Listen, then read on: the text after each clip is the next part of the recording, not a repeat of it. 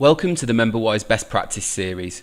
This video is brought to you today by the MemberWise Network, the leading free-to-join best practice network for membership and association professionals.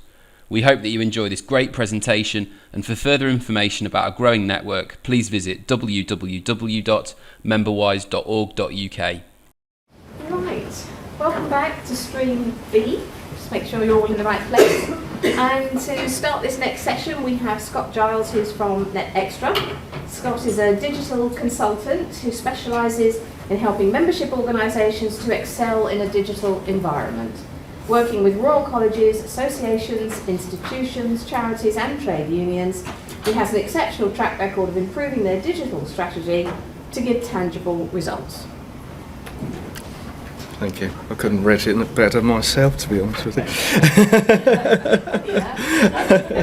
Yeah. So as Susie very kindly introduced me, I'm Scott Giles from a company called NetXtra, and I spend my time working with clients similar to yourselves and some clients here today on delivering successful solutions online. And web strategies. Today I'm going to be looking at content specifically and how that content reaches into your organisation, how it is connected with some strong points within your website itself. We'll be looking at some general tips, maybe help you out, and we'll also be questioning what content is, the concept of content, and how that works or could work for your organisation. We're also going to be looking at some case studies with 5 very different organisations that we work with specifically, because their content is different. Their audiences are different, and so therefore the requirements are different. So to start off with a few general sort of tips. I don't know whether any of you were aware that the big difference between delivery method of written content. We absorb, or is it's said that we absorb 65 to 70% of what we read on a piece of paper, because there's 3 dimensions.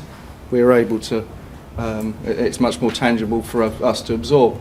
However, we only absorb something like 35% of what's on screen. So therefore, we really need to provide content in a different way, but also work harder with that content, appealing to our audiences, encouraging interest and understanding.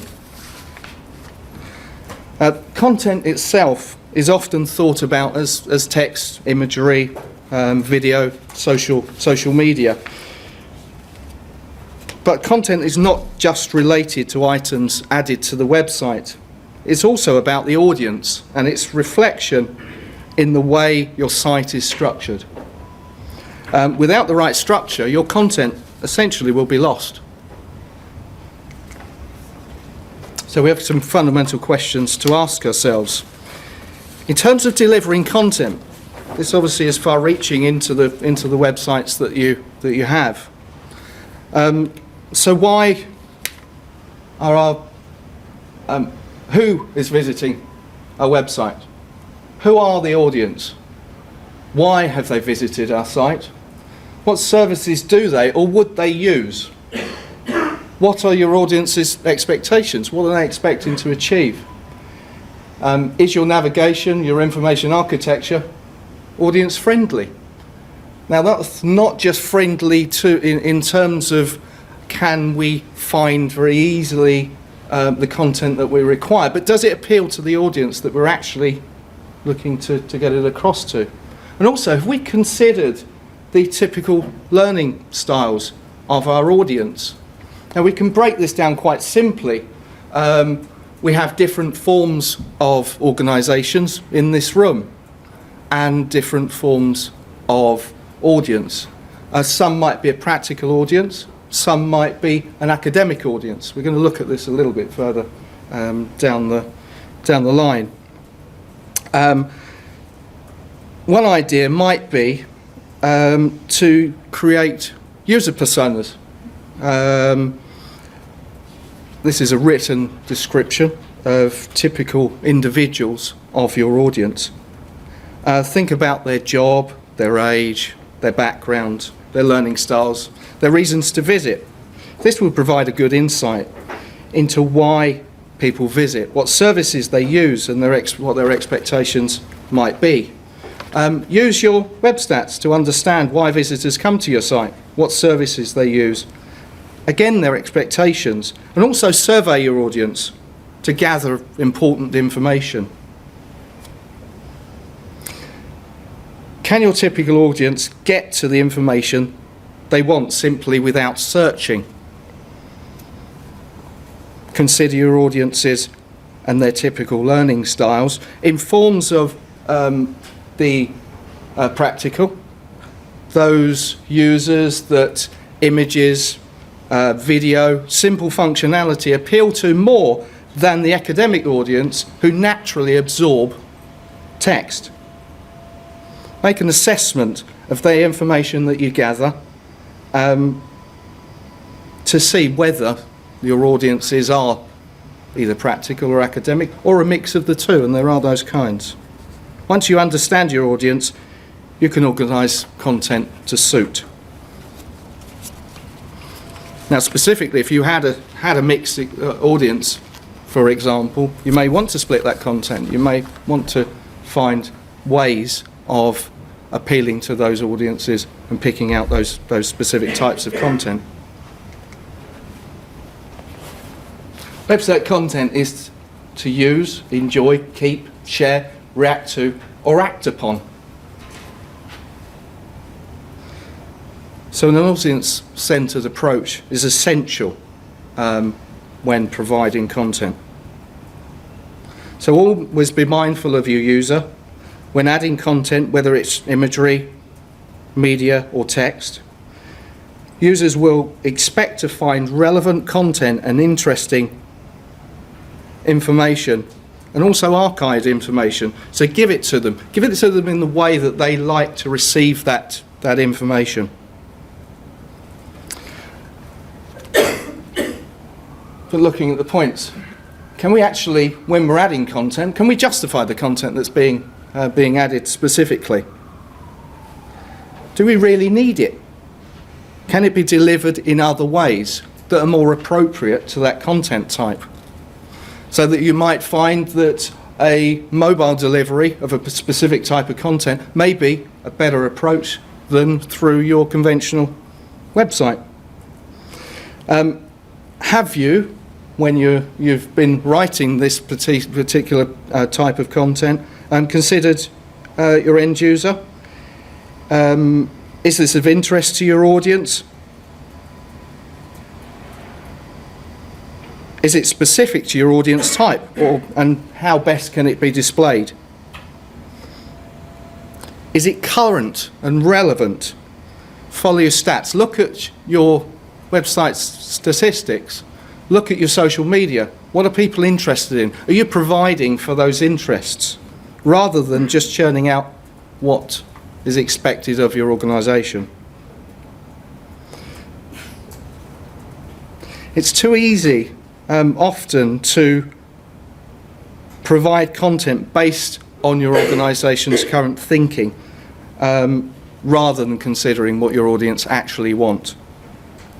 So put yourself in their shoes, understand what they require, and then portray that within the content that you're actually pushing out in your various different forms of media. Is the content elsewhere? Far too often we see duplicated content within websites.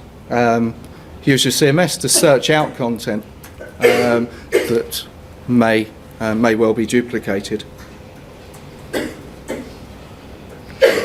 And is there a way within those pages that are being written, images that are being added, videos that are being put onto your site, of including social medias. They can provoke discussion, and they also can be used to promote information simply, rather than writing reams about a particular item or issue. Use those social medias to incorporate the content that you need to get out. So we're going to have a look at actually writing for the web, and with the reflection of the fact that we only read around 35% of what's on screen. I suppose it's fairly obvious, really, when you think about it, but let's go over the obvious. So we need to keep it short. Use imagery when you need to, but also imagery can be used to replace written content, so bear that in mind. Keep it relevant. Start the page with a conclusion. Use 1 point per paragraph. And be constant with your tone of voice. Especially in this particular sector, where there are often several editors to a website. Ensuring that we're writing in the same way is very, very important. So have a centralized editor, maybe, through the workflows of your content management system, or have a system that enables you to ensure that you have the same and correct tone of voice each time a piece of work is produced. White space is good. You'd expect us to say that from a web company, and it's a bit of a coined phrase, to be honest with you, but it does ensure that the pages are clearer, they're less cluttered, so therefore they're easier to understand. Use lists where possible, but limit your lists only to something like 7 words, rather than long lists, which will be lost. People don't read them. Keep things succinct. And consider the F pattern. There's some research that's been carried out that shows that audiences read in 2 horizontal lines and then followed by 1 vertical.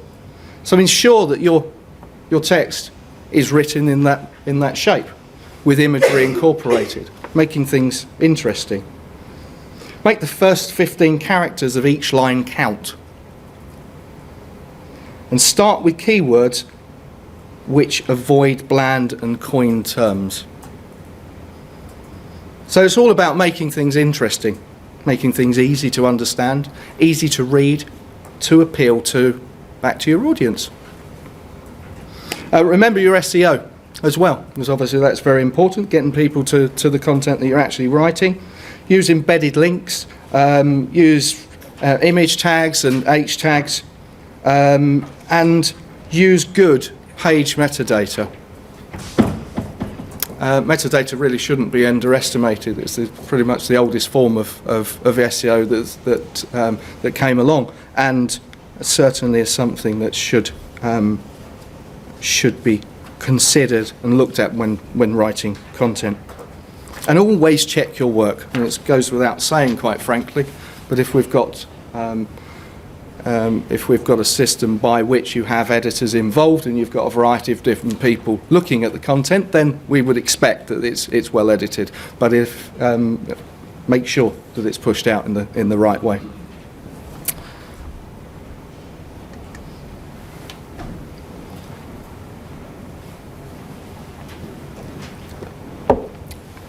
So we're going to look at a few case studies now where we've put this kind of thing into practice with clients, but drawing back very much to the audience, those people that are actually reading and viewing and understanding the information and the structure of what you're actually looking to push out. So looking at the National Hairdressers Federation, fairly recent launch for us. The reason I brought this one along, among others, is because they are slightly unusual in that they're very image heavy, which is unusual for a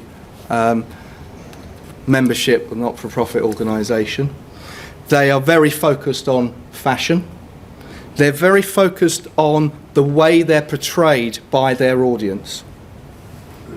So we went through, when we first started talking to them, through a consultancy process. We looked at their project drivers, their audience types, their requirements, and the things that weren't so obvious, which were the fashion and ever-changing image element. We also identified an approach to their content to ensure that this could be achieved. But they shared main objectives, very similar to the majority of you guys out there today, in terms of increasing membership, decreasing support calls, and all of those various different things that can become onerous, expensive to deal with, and to promote self-service through their CRM solution. This particular one was an IMIS solution.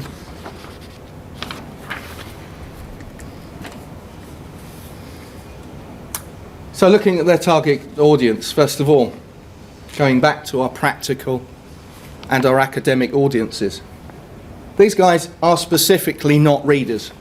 They will admit, as an organisation, but also as specifically as their audience. Their members prefer imagery, they prefer functionality, they prefer those things that they can interact with the website, rather than purely reading information.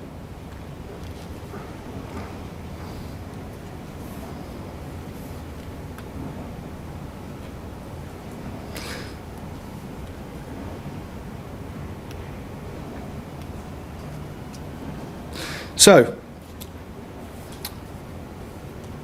we had to adopt certain strategies. We had to make the website easy for them to adjust, as you would expect. It has a CMS solution, but it's also the way it's designed and developed so that it can ensure that their constantly changing brand can be built into a new website. We didn't want to keep redeveloping this website every 2 years. We wanted to give them a solution that would give them longevity, will enable them to change their brand every couple of years. And it says here, think Madonna reinventing herself. Very similar sort of thing going on here, and an expectation specifically from the audience themselves. So first of all, we broke down the site into one access point with dual websites, a main website and a members focused website. Now, the vast majority of you out there will have a similar sort of situation, but haven't probably been this radical. Now, I'm not saying this would necessarily work for you, but certainly in this case it has done, because it was felt that to get the content in the right way to the right people, it was far simpler just to divide things down the middle.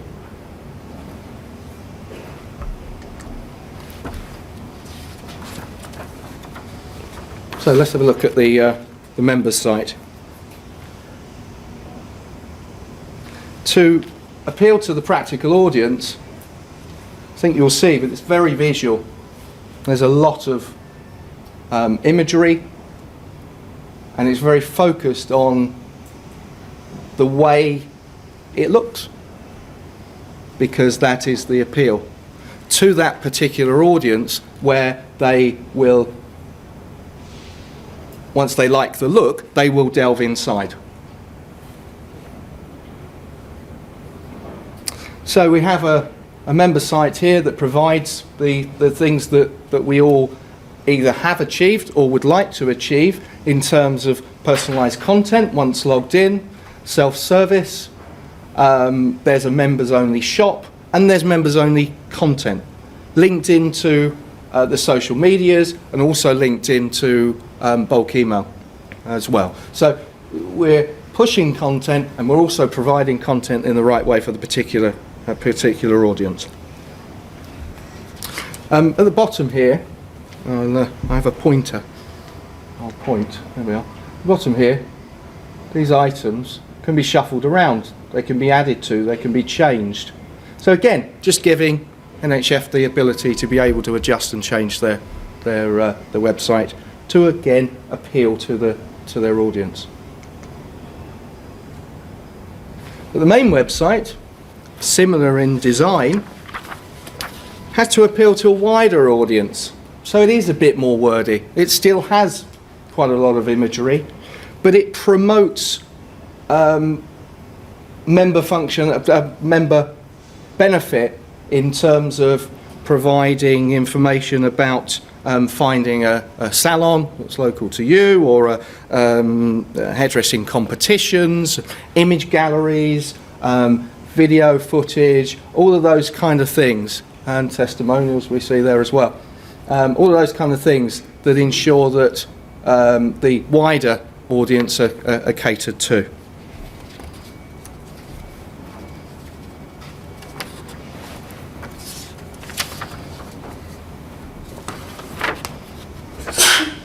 So moving on to a slightly different one, which is, as you can see, totally different type of, or it's totally different audience, and quite a diverse one. But very similar principles apply in understanding, firstly, their audience, bless you, creating a site that fits with the audience and gives them the ability to provide the content in the right way for that audience.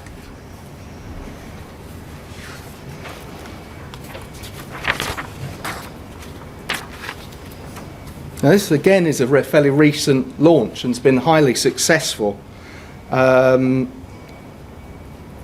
promote really their very emotive and passionate content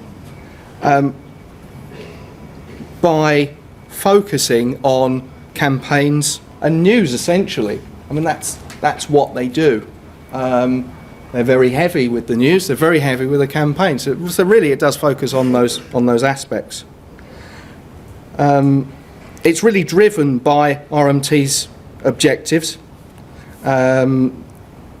They have the ability to carry out things like prioritising news, prioritising campaigns, and they have quite extensive campaign pages. We see here 3 different campaigns that are running at the moment with a scroll across to see more. There are a lot more campaigns, but through the CMS they're able to prioritise on a 1 to 5 type basis to ensure that the right content's getting to the right people in the right way.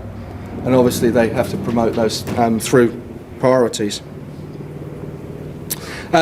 Those are also heavily linked into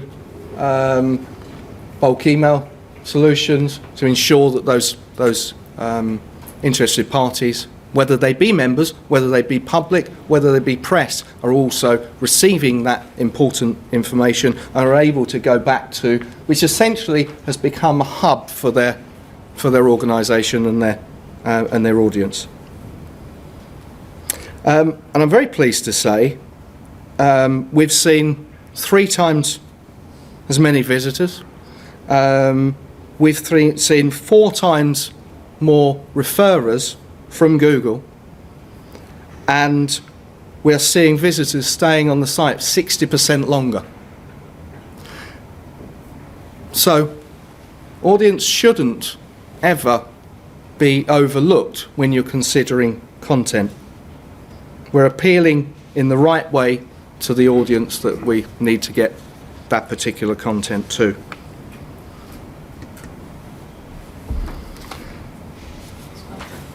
Okay. And we're just going to have a look at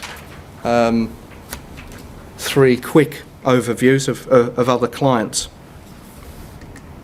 Represent a bit of a cross-section again in terms of Sutton Trust, back to the Entertainment Union and the Institute of Fundraising. All in slightly different areas within membership. Sutton Trust, although a charity, are aimed at academics and government. So guess what? They have more text.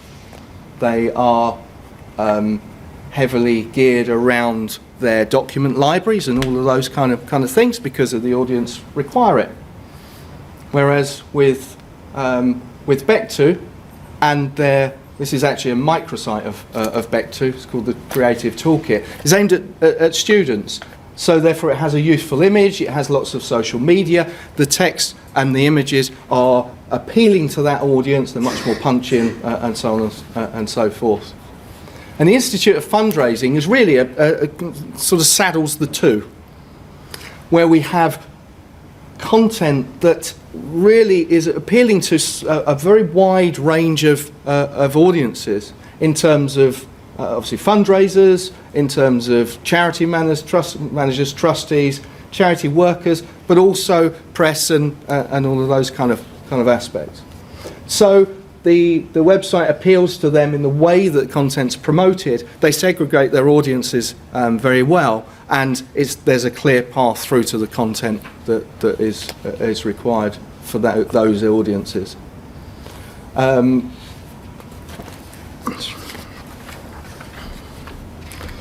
moving on from there, not bad timing. I'm nearly finished. So in summary, consider your content and match it to your audience. Thanks very much for listening.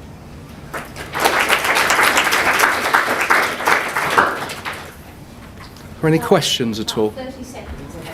Quick one. Could you tell us a bit more about Institute Fundraising, how they could actually manage that segmentation of their audiences through our website? Because other organisations have got student organised. Yes, it can be a challenge. It's a challenge, yeah. Very much so, and it's approached in different ways. With the Institute of Fundraising, it was kept on one site, although they do have various different microsites for campaigns and specific items. With somebody like the Royal College of Veterinary Surgeons, we actually divided into several different microsites. With IOF specifically, it's down to very much that initial process of understanding those audiences, looking at what they want to achieve, and essentially creating a list of priorities. And once you have that list of priorities, you can match the things together, and essentially you can decide whether you're going to end up with multiple sites or one single site with those audiences. I would say try and simplify things as much as possible, and if that means splitting out content, ensure that it's well signposted to get to the additional the microsites that are an offshoot of that, and create your priority from there.